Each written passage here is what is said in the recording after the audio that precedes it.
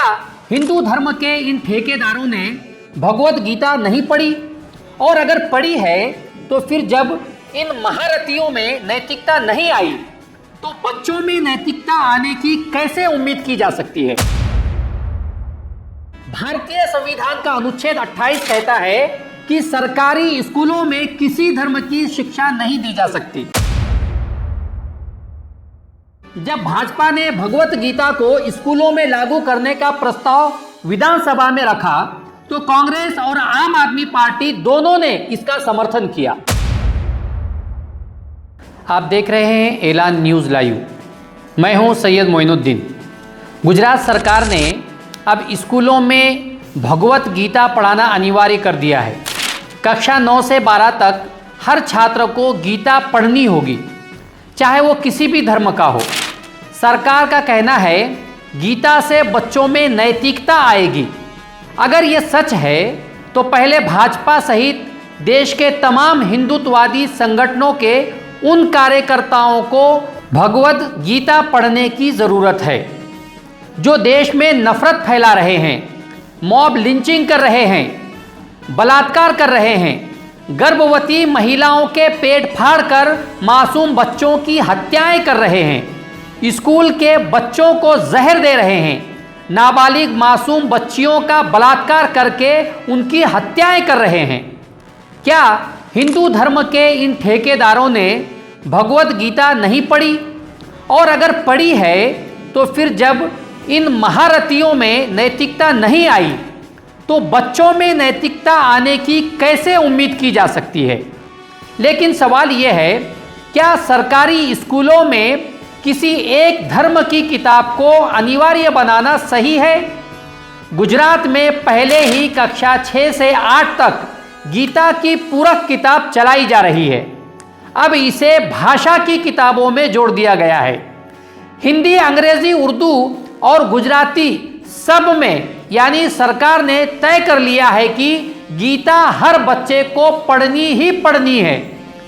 गुजरात सरकार और भाजपा का दावा है कि गीता से नैतिक शिक्षा मिलेगी, लेकिन देश में सैकड़ों ऐसे नैतिक और जीवन मूल्यों पर आधारित ग्रंथ, साहित्य और संसाधन मौजूद हैं जो धार्मिक रूप से तटस्थ हैं और सभी समुदायों के लिए स्वीकार्य हो सकते हैं। क्या सरकार ने कभी प्रेषित मोहम्मद सल्लल्लाहु अलैहि वसल्लम, कबीर, रविदास, गुरु नानक, गौतम बुद्ध या बाबा साहेब अंबेडकर के विचारों को अनिवार्य बनाने की पहल की? नहीं, क्योंकि वे हिंदुत्व एजेंडे में फिट नहीं बैठते। लेकिन क्या यह फैसला संविधान के मुताबिक है? नहीं। भारतीय संविधान का अनुच्छेद 28 कहता है कि सरकारी स्कूलों में किसी धर्म की शिक्षा नहीं दी जा सकती जब तक छात्र या माता पिता की मर्जी न हो। अब सोचिए, एक मुस्लिम, ईसाई, सिख या बौद्ध बच्चा अगर सरकारी स्कूल में पढ़ता है और उसे हिंदू धर्म की किताब पढ़ने के लिए मजबूर किया जाता है तो क्या ये धर्मनिरपेक्षता है? ये तो साफ है सरकार शिक्षा व्यवस्था को भगवाकरण की तरफ ले जा रही है। और ये कोई पहली बार नहीं हो रहा है। एनसीईआरटी की किताबों से भी मुगलों, गांधी जी की हत्या और दंगों से जुड़े चैप्टर हटाए जा चुके हैं। अब एक खास धर्म की किताब को थोपना ये सीधा प्रचार नहीं तो और क्या है?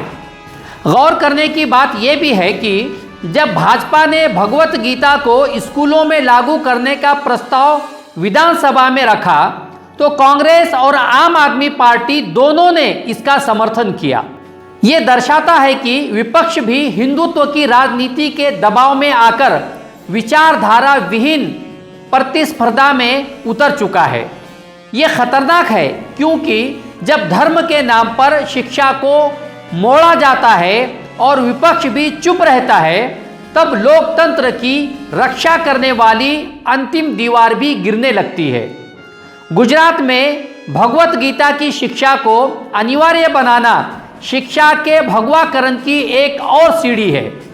एनसीईआरटी की इतिहास की किताबों से असुविधाजनक तथ्यों को हटाना, गीता को मूल्य शिक्षा का स्रोत बनाना और विपक्ष की चुप्पी ये सब हिंदुत्व की एक लंबी रणनीति का हिस्सा है, जिसमें शिक्षा को भी एक सांस्कृतिक युद्ध भूमि बना दिया गया है।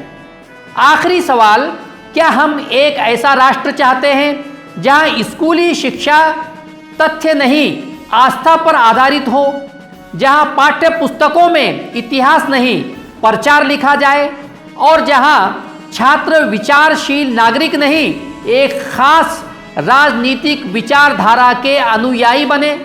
अगर नहीं तो शिक्षा के भगवाकरण के इस अभियान का विरोध आज जरूरी है, नहीं तो कल बहुत देर हो जाएगी। अब जबकि गुजरात सरकार ने इसे अनिवार्य कर ही दिया है तो क्या करना चाहिए?